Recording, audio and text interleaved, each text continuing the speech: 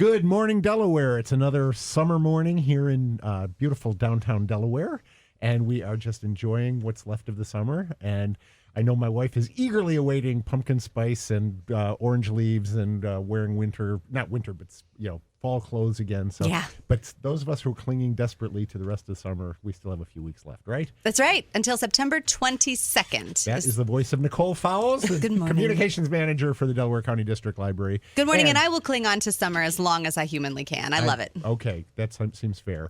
Our guest today is Michelle Francis, the Executive Director of the Ohio Library Council. Good morning, Michelle. Good morning, George. Michelle and I have worked together on various things for libraries for a long time, so it's really great to have you on the show again. Thank you. We're going to be talking about a project that OLC helped spearhead in the state to provide COVID tests through public libraries, and that's a program that we are just now jumping into today. And we will talk a little bit about the return of in-person programming at the library in the second half of the show. But let's talk a little bit about what we're reading, listening to, binging on. Ooh, Nicole, you look like you're really eager to talk about something. Well, it's because I go, as you know, with my reading, I kind of go in waves. Like I'll read a whole bunch and then I'll talk about them and then I'll kind of have a lull. And so you'll get a lot of lists out of me. And I'm in one of those lulls right now because I'm finishing up. I've already talked about a couple books and I'm wrapping them up and then I'm getting ready to get into the next one. But I was thinking, what could I talk about this morning that I haven't really talked about before? And we're back to school. And I was going to talk about one author that was pretty much the author that changed my life, the author that made me a reader. Wow. And I will credit that to Mr. Roald Dahl.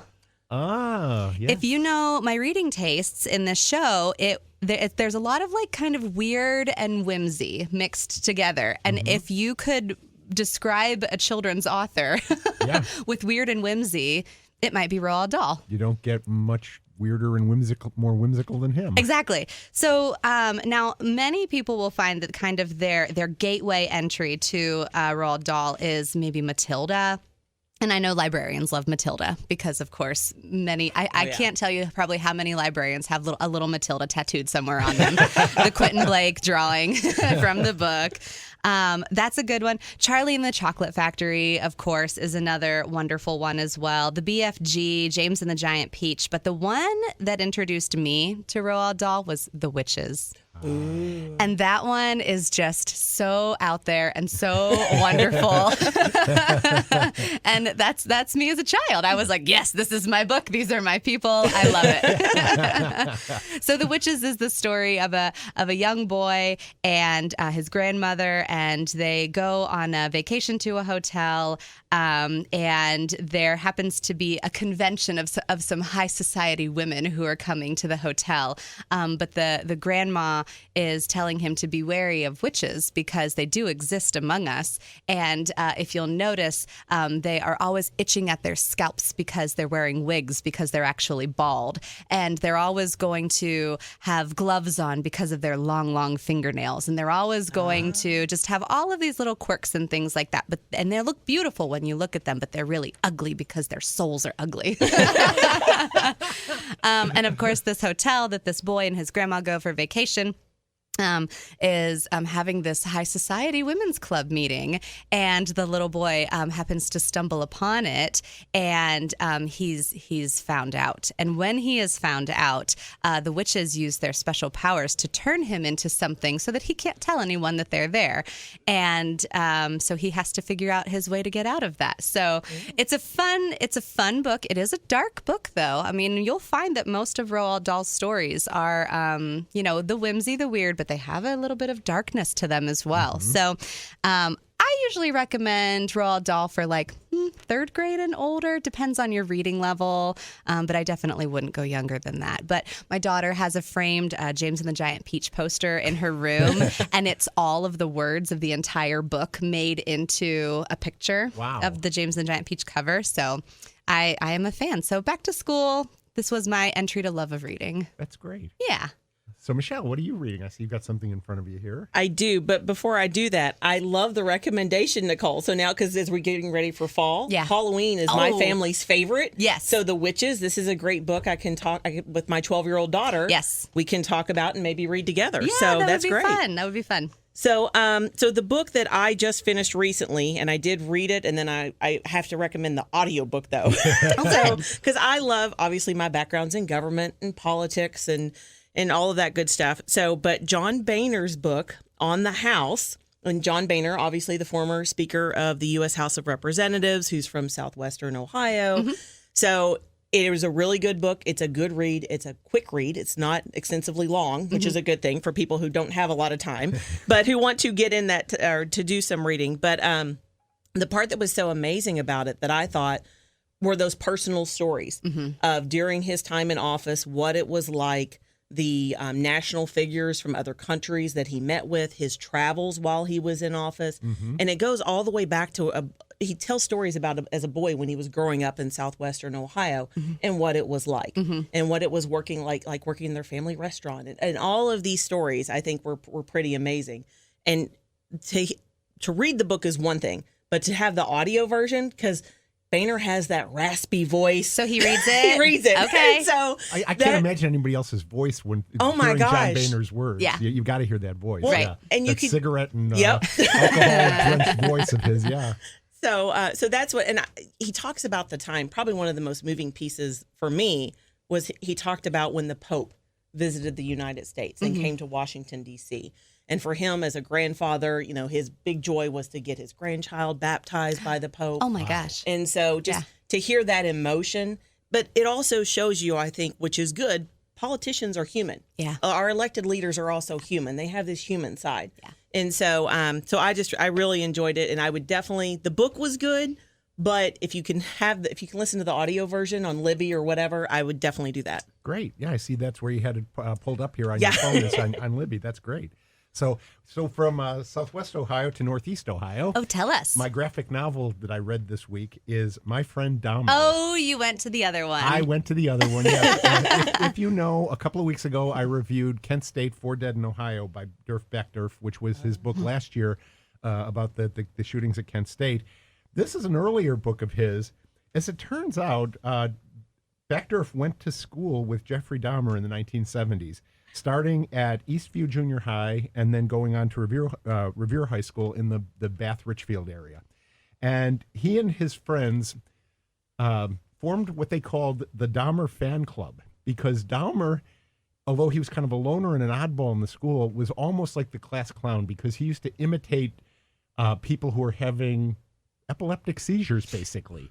And, you know, high school, junior high, they have no kind of sense of propriety or empathy or anything like that. So that was considered funny. And so he wasn't actually a friend. In fact, Dackderf talks a lot about what the relationship actually was. It says, treated him more like a pet or a mascot than a friend. But he knew him all through those junior high and high school years. Like I said, he had kind of the reputation as the class clown. The interesting thing is, where Dahmer learned this was his mother had epilepsy. He was basically making fun of his mother in class. Trying to cope. In some way. Dahmer had a really very difficult home life. His home life was really bad. His parents were constantly arguing and violently, loudly, and just a tough home life. He had a younger brother who Dackderf basically leaves out of the book because he says he's not really part of Jeffrey's story, and I don't want to drag his name into all of this. So he's in one panel of the whole thing and then disappears. But so right after Dahmer turned 18, during his senior year in high school, his mother and his father had already separated. His father wasn't living at home.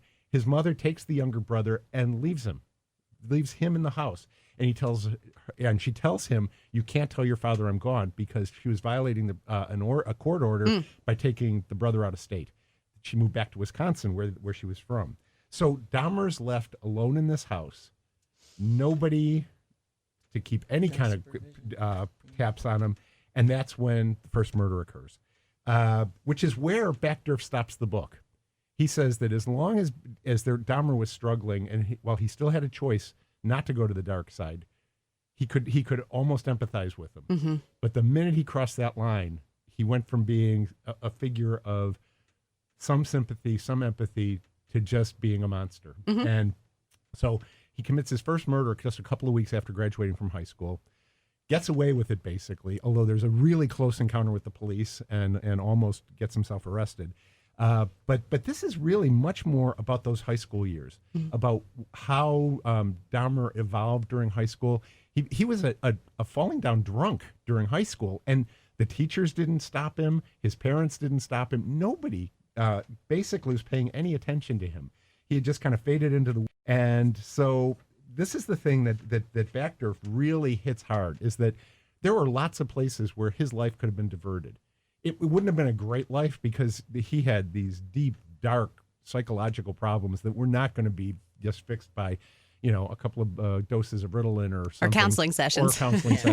Or, joining hands and singing Kumbaya. Right. It was just not going to happen. But he could have been diverted from the life that he ended up living, which was just atrocious. I mean, he tried to go to Ohio State, flunked out after a quarter.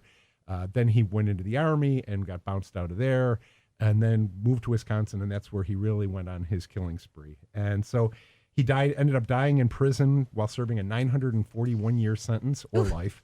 And he ended up being murdered by another inmate while on latrine cleaning duty. Oh, goodness. I mean, you can't.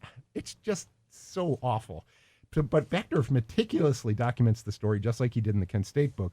Unlike most serial killers, Dahmer talked extensively to reporters, police, psychologists, practically anybody who would ask him anything. So he had a huge file of interviews with Dahmer, but he also went to the other sources, the police reports and other things, to verify what he was saying. Basically, the way he conveys the story is through the artwork. He conveys that teenage angst, loneliness, and then that kind of increasing psychological meltdown that was Dahmer's life. So there's some pretty graphic elements in this novel. I would not recommend it for anyone less than a pretty mid-teenager. There's violence towards animals, which of course presages a lot of violence in serial killers. So be warned. But overall, this is just a fascinating study of the making of a monster. And I can't recommend Dackderf's graphic novels more strongly. He's really one of the best. So anyway, again, this is called My Friend Dahmer. It is available through the library, and it may be available on some of our, like on Hoopla. I'm not sure. I didn't check that out.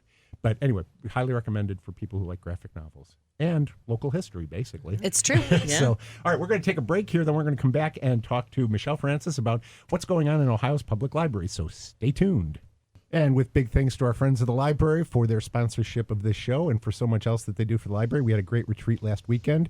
Some good ideas coming out of that. You'll hear more about that in the weeks and months to come, I'm sure.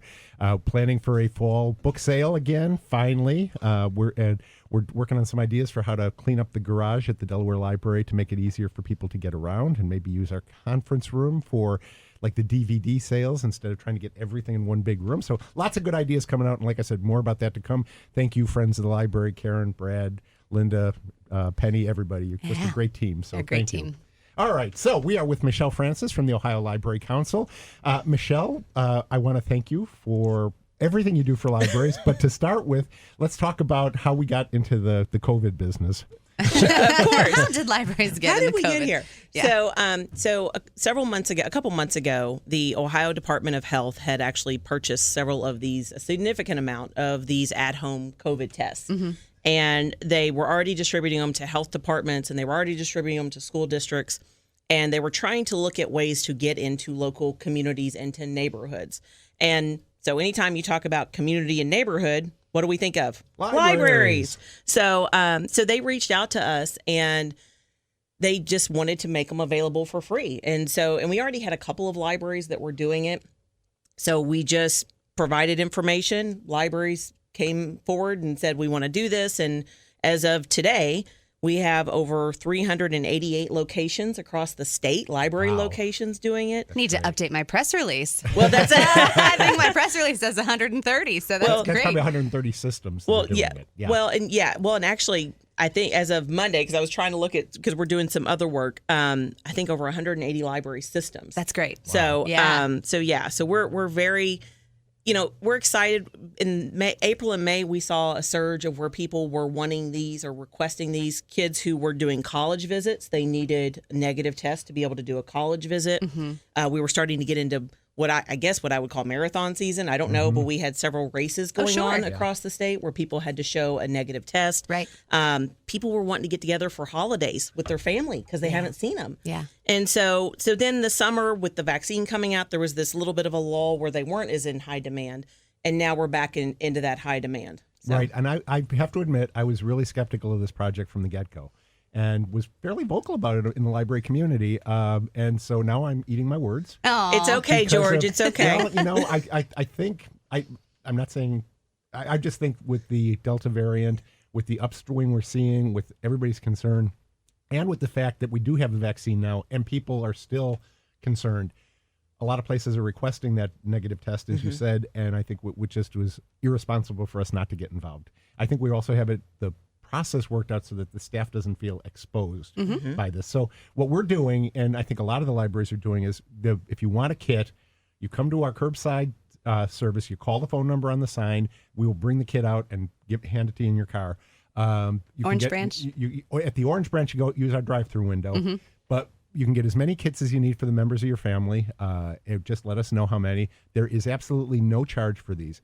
However, we cannot help you do the test. It's kind of like tax season. We can give you the form, and that's about it. Right.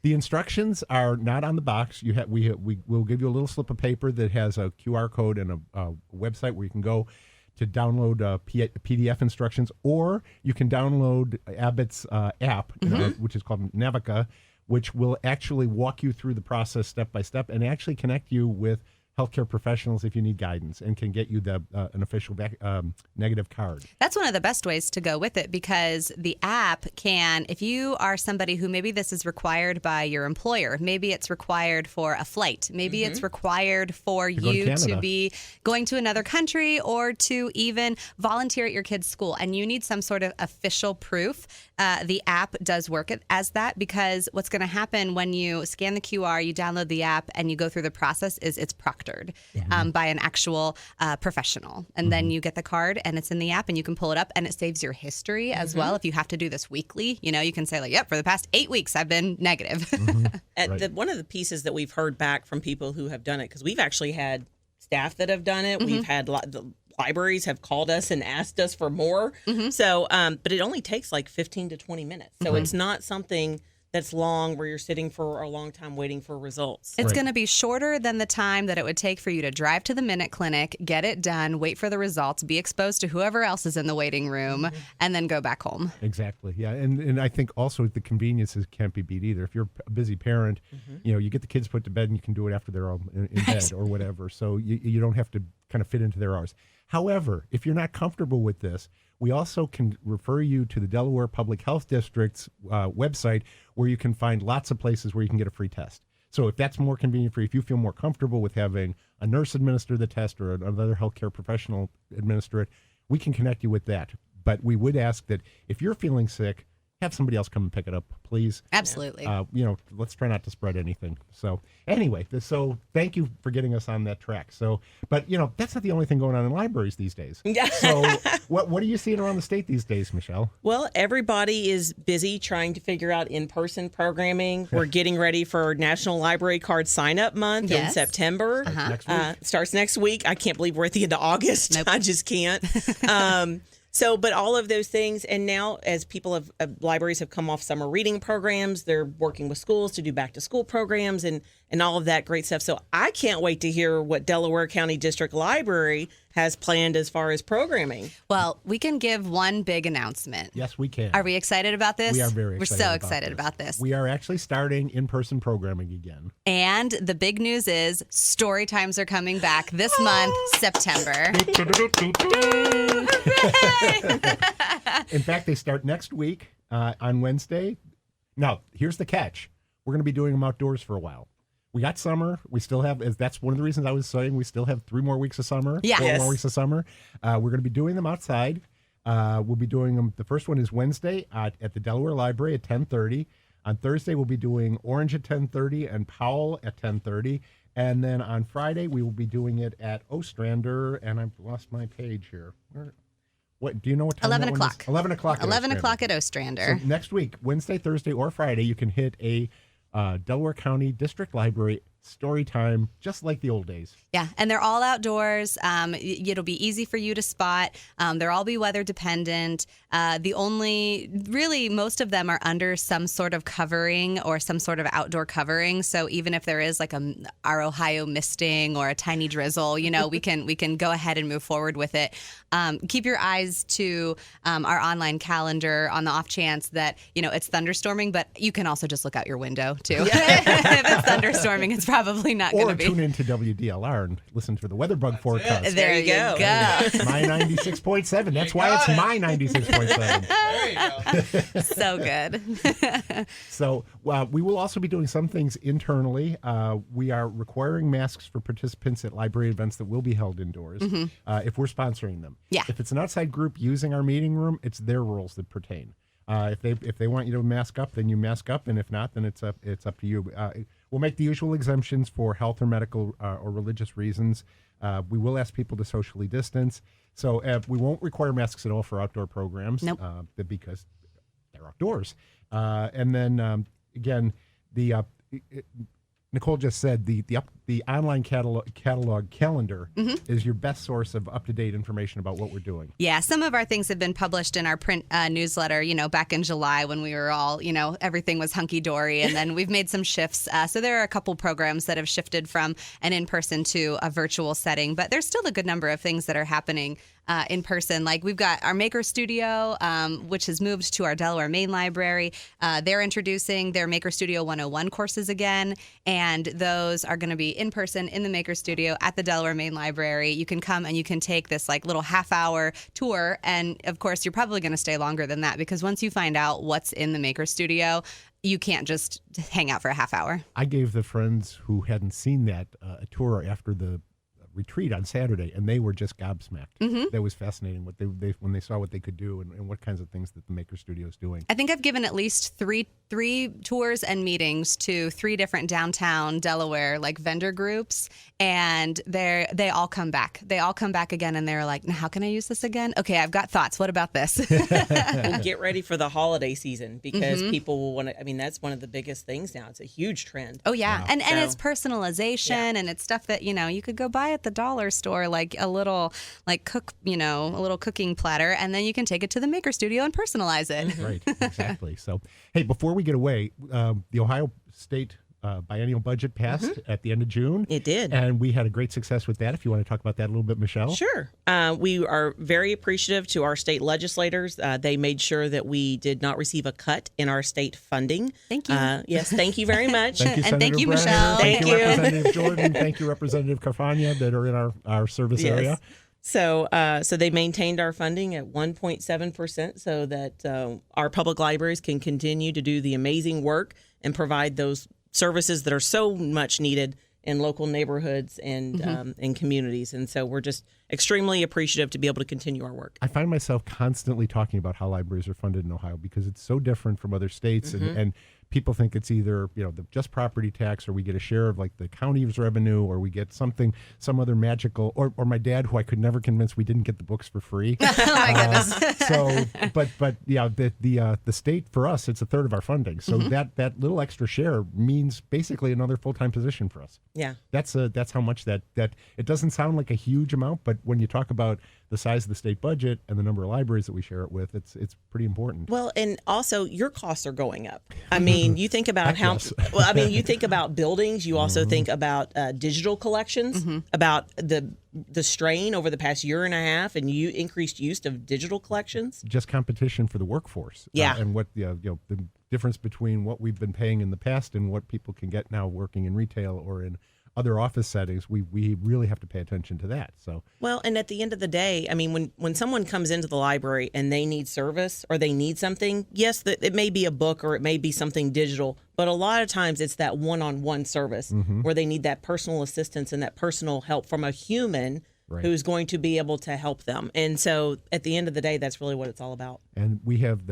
get at least once a day somebody thanking the staff that I can hear, or I get an email, or we get something posted on Facebook or Google, somewhere, people thanking our staff because we got a darn good staff. So, Michelle, thank you so much. Thank you for the work that you and the Ohio Library Council do for us in public libraries in the state. Well, thank you, George, and thank you, Nicole. It is always a pleasure visiting you all. Well, it's great having you here, Gage. Thank you so much, and maybe next week we'll be in Lewis Center. Yeah, my pleasure. That's the hope. All right. Thank you all. Thanks, friends of the library, and we will see you in the stacks.